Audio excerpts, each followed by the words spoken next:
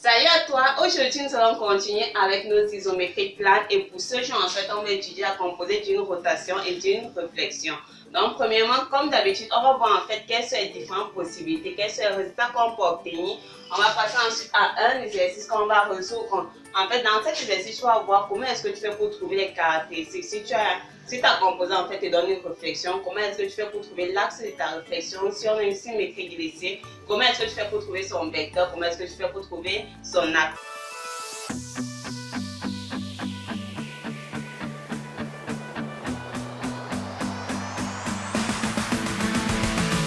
Alors la première chose pour cette notion, c'est qu'il faut en fait savoir, c'est que lorsqu'on a la composée d'une rotation, donc si j'ai une rotation R de centre O et d'angle alpha et d'une réflexion, si on a une réflexion d'axe D, alors si on dit que F c'est cette transformation, donc la composée de notre rotation et de notre réflexion d'axe D.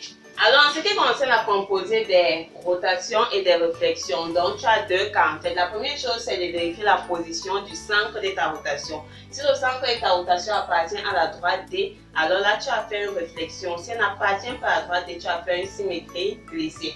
Donc, tu as ces deux cas-là. Maintenant, passons à l'exercice pour voir en fait comment est-ce que tu peux appliquer cela.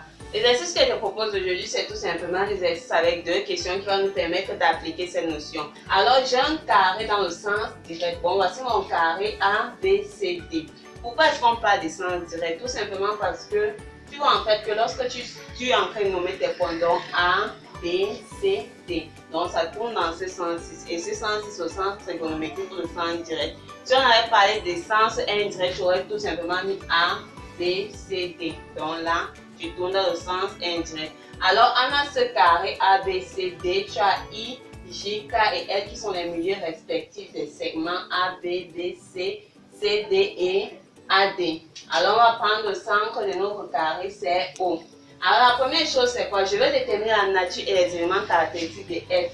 Dans le premier cas, j'ai mon F qui est la composée de la réflexion d'axe BD et de la rotation des centres D et d'angle puis sur 2. Alors qu'est-ce que tu fais? On t'a dit qu'il y a deux cas. La première chose c'est de vérifier est-ce que le centre de ma rotation appartient à l'axe de ma réflexion. Et si ma réflexion d'axe BD, tu es d'accord que le point B appartient à la droite BD. Le point B appartient à la droite BD. Ça veut dire en fait qu'on est dans le premier cas, j'ai affaire à une réflexion. Mais si on connaît déjà la nature, c'est une réflexion. Maintenant, élément caractéristique. Alors, ce qu'on va faire, c'est quoi? Dans la première vidéo sur les isométries, on a en fait vu que lorsque j'avais la composée des deux symétries orthogonales ou des deux réflexions qui se rencontraient, j'avais en fait une rotation. Donc, ça veut dire quoi? Je peux écrire cette rotation comme la composée des deux symétries orthogonales. Et si tu n'as pas vu cette vidéo, je vais juste te mettre le lien dans la description. Alors, qu'est-ce que je vais faire? Maintenant, comment est-ce que tu choisis les symétries? En fait, les axes des deux réflexions que tu veux. Je vais d'abord prendre, donc le but c'est quoi? Je vais écrire la rotation des centres B d'angle puis sur 2 comme la composée d'une réflexion d'axe BD et d'une réflexion d'axe delta. Pourquoi est-ce que je choisis BD? Tout simplement parce que si je peux écrire cela, j'aurai la réflexion S. Donc, en fait, j'aurai cette réflexion fois la composée, donc fois C, ce sera nous donner l'application identité. Donc, c'est pour cela, en fait, que j'ai choisi la réflexion d'axe BD. Alors, on a vu dans cette vidéo, on a vu quoi? On a dit que si je voulais delta, mon delta, c'est tout simplement la position importante. Si notre delta était ici, ça devait être la rotation. Donc, dans ce cas, c'est la rotation du centre B d'angle moins l'angle divisé par 2. Donc, pi sur 2 divisé par 2. Et je mets moins parce que notre delta à ce niveau. S'il était à ce niveau, ça devait être juste l'angle sur 2. Donc, ça, c'est moins pi sur 4 t BD. Donc, ça, c'est encore plus expliqué dans la vidéo qui est dans la description. C'est dit quoi? Je veux l'image de cette droite par cette rotation. Je pars l'image du point B. B étant le centre de notre rotation, c'est le point invariant. Donc, ça sera toujours B. Maintenant, on veut l'image de D par notre rotation. Donc, lorsqu'on veut l'image d'un point pour une rotation, la première chose, c'est d'identifier le milieu. Donc, le milieu de nos rotations, en fait, c'est le point B. Donc, je viens, je trouve mon point B, voici mon point D. Alors, qu'est-ce qu'on fait ensuite? L'angle, on a dit moins pi sur 4. Le mot, en fait, indique juste le sens. Si c'est pi sur 4, ça dit que je pars dans le sens trigonométrique. Donc, je déplace ce segment comme ceci. Mais comme c'est moi, ça veut dire qu'on va déplacer plutôt comme ceci. Maintenant, on est en fait dans un carré. Donc, l'angle, si c'est 90, celui-ci, c'est pi sur 4. Donc, dans le sens concret, c'est dit quoi? Je vais déplacer comme ceci. Donc, voilà notre moins pi sur 4. Ça veut dire en fait que notre image est située sur la droite BC. Mais maintenant, pour avoir plus de précision, qu'est-ce que tu fais? Tu mesures la distance en fait BD. Donc, tu mesures ta distance sur BD. C'est-à-dire, je mesure BD. Donc là, c'est 4,5. Et on compare, ça va faire 5,6. Donc, je mesure la distance BD. Et je viens là, je mesure en fait la même distance. Donc, je mesure mon 5,6. Donc, si elle prend en fait E comme cette image, voici tout simplement E. Ça veut dire quoi? Voici en fait l'image de départ, la rotation du centre B et d'angle moins pi sur 4. Donc, quand on voit la droite B, on peut encore dire que c'est la droite BC. Donc, je peux encore écrire ceci tout simplement comme BC.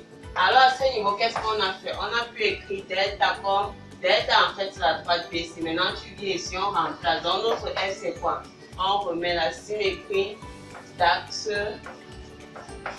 BD. Donc, j'ai écrit en fait ceci comme la composée des deux réflexions. Donc, je vais tout simplement remplacer là par ceci. Donc, on a BD, donc S2, delta, delta c'est BC. Donc, je mets mon BC. Maintenant, à ce niveau, on a montré en fait que l'expression, si c'est une application identité. Donc, ça, c'est application identité, ça ne change pas en fait nos points. Bon, il nous reste tout simplement ceci, c'est dit encore quoi? F, c'est tout simplement S2, BC. Donc, voilà en fait notre transformation qui est une réflexion d'axe BC. Maintenant, nous allons passer au deuxième cas. Je veux en fait F qui est la composée d'une rotation du centre O d'angle pi sur 2 et d'une réflexion d'axe BC. La première chose, est-ce que le centre de ma rotation appartient à l'axe de ma réflexion? Non. Le point O n'appartient pas à AB. Alors, si ça n'appartient pas à AB, ça veut dire quoi? On est dans le second cas, on a fait à une symétrie glissée. Maintenant, comment est-ce qu'on trouve ces caractéristiques? La première chose ici, c'est de faire quoi? Je sais que la symétrie glissée, c'est quoi? C'est la composée d'une translation et d'une réflexion. Alors, c'est quand en fait je vais faire, c'est essayer de créer ça. Translation, réflexion, de telle sorte que le vecteur de notre translation soit un vecteur directeur de l'axe de notre réflexion. Alors, qu'est-ce qu'on a? J'ai ceci, R, rotation du centre O d'angle pi sur 2, la réflexion d'axe AB. Alors, ce que je vais faire, c'est quoi? Je vais chercher la droite qui est parallèle à AB passant par O. Donc, je cherche la droite qui est parallèle à AB passant par O. Donc, je vais prendre la droite LJ. Alors, pourquoi est-ce que je veux cette droite? Parce que si je trouve en fait la droite parallèle à AB, ça veut dire que je peux écrire cette rotation comme la composée. Donc, la droite qu'on a trouvée, c'est quelle?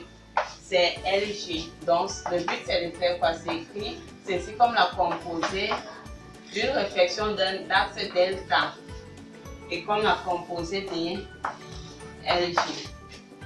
Alors, pourquoi chercher LJ? Tout simplement parce qu'en faisant ça, lorsqu'on va remplacer, j'aurai en fait la composée des deux réflexions et l'axe AB. AB sera parallèle à LJ. Donc, je pourrais écrire en fait cette composée comme une translation. Toujours dans la première vidéo, dans la description. Si j'ai deux droites, si j'ai en fait la composée des deux réflexions d'axes parallèles, ça va faire encore une translation. Donc, c'est pour ça en fait que je cherche la droite qui est parallèle à AB. Maintenant, pourquoi est-ce qu'elle doit passer par O? Parce que je peux écrire la rotation comme la composée des deux symétries orthogonales si et seulement si ces symétries se rencontrent au centre de la rotation. Tu vois un peu, c'est pour ça en fait que ça doit passer par O. Maintenant, qu'est-ce que je sais? Je sais que si je veux delta, delta, ça sera tout simplement l'image par la rotation du centre O d'angle pi sur 2 divisé par 2, donc pi sur 4 de LJ. Donc, lorsque c'est à cette position, on n'a pas besoin de mettre le moins. Si c'était là, j'aurais mis moins pi sur 4. Donc, ce qu'on fait, c'est quoi? Je cherche l'image de L. D'abord, voilà mon L. Maintenant, angle, puis sur 4. Je suis dans le bon sens, dans le sens en fait trigodon, voilà. Puis sur 4. Maintenant, L, ça sera à quelque part, pas A, mais à quelque part là. Donc, c'est dit quoi? Je mesure la distance au N. La distance au N me donne 2. Je viens, je mesure là. J'obtiens mon 2. Donc, voici mon L'. Donc, ça sera L'. Maintenant, J, je viens. Voilà mon J. Angle, puis sur 4. Tu fais la même chose. On va mesurer, ça va nous donner J'. Donc, c'est J'. Or, lorsque je regarde L', J', je peux encore écrire ça comme la droite AC. Donc, ceci, on peut encore dire que c'est la droite AC. Ceci revient à dire tout simplement que notre F peut encore s'écrire comme, j'ai écrit la rotation, c'est comme quoi? Comme la composée de ceci. Donc, la composée de la réflexion d'axe AC rond, réflexion d'axe LJ rond, réflexion d'axe AB. Alors, à ce niveau, qu'est-ce que tu fais? On a créé en fait ceci pour pouvoir écrire ça comme une translation. On a vu ça dans notre première vidéo. Alors, qu'est-ce que je viens? Je trouve LJ, AB sont parallèles. Maintenant, c'est la translation des vecteurs. Je quitte en fait des AB, des LJ. Donc, je veux prendre ceci. Donc, 2 fois le vecteur IO. Donc, je peux encore écrire ceci comme ça, c'est S.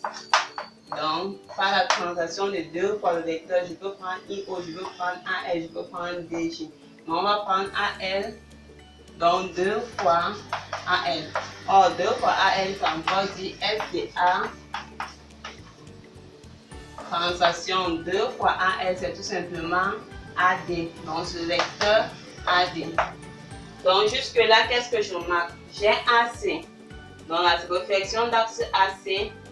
La translation de vecteur AD. Ce vecteur en fait n'est pas directeur à AC. Donc c'est une symétrie glissée, mais jusque-là on n'a pas ces caractéristiques. On va continuer. Ce que tu fais maintenant ici quoi?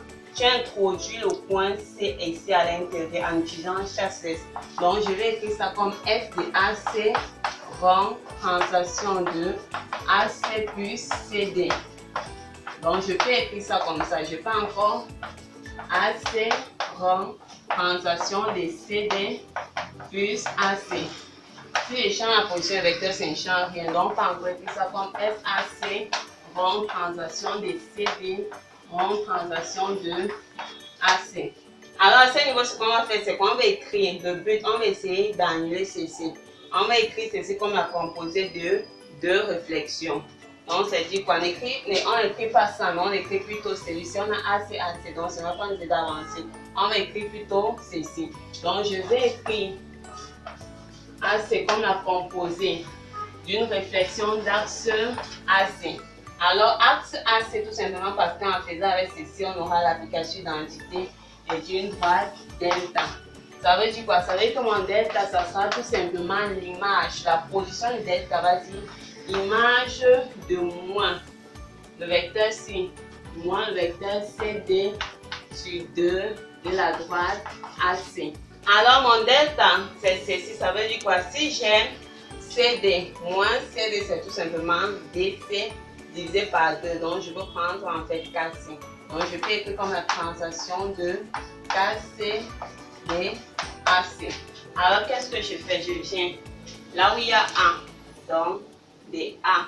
Donc voilà le vecteur KC. Donc on va même sens, même direction, même intensité. Donc voici en fait l'image de A par la translation du vecteur CK.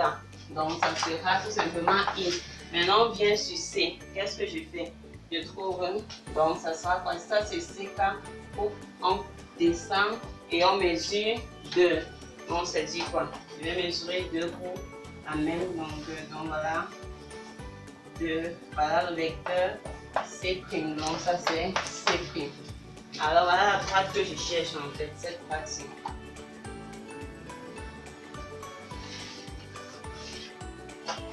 La droite IC'. Or, IC' passe par J, donc je peux encore dire que ça c'est la droite IJ. Donc voilà notre delta. Ça veut dire que notre transformation peut s'écrire comme la réflexion d'axe AC. Je remplace ceci par la composée de quoi? Donc, on a écrit ça comme la composée de AC, rond S2, IJ. Rond, on a le dernier AC. Alors, ça veut dire quoi? Ceci, c'est l'application d'identité, donc ça saute. On va écrire F de I, J. La réflexion d'axe IJ par la translation de vecteur AC. Donc, voilà notre F. Alors, voici mon IJ, voilà le vecteur AC. Ça veut dire quoi? AC est bien un vecteur directeur de la droite IJ. Donc, je peux conclure que voilà ma symétrie glissée d'axe IJ et le vecteur AC. Donc, voilà en fait les méthodes que tu peux utiliser pour déterminer la composée d'une rotation et d'une réflexion. Donc, pas à pas, en fait, plus pour la symétrie glissée, tu suis juste ces étapes pas à pas. Tu vois les indices, tu refais plus ces exercices et avec ça, tu peux améliorer ton niveau. Merci d'avoir regardé la vidéo. J'espère que tu as aimé. Si c'est le cas, mets dans un pouce en l'air. Abonne-toi à la chaîne si ce n'est pas encore le cas. Nous publions notamment chaque mercredi et chaque samedi.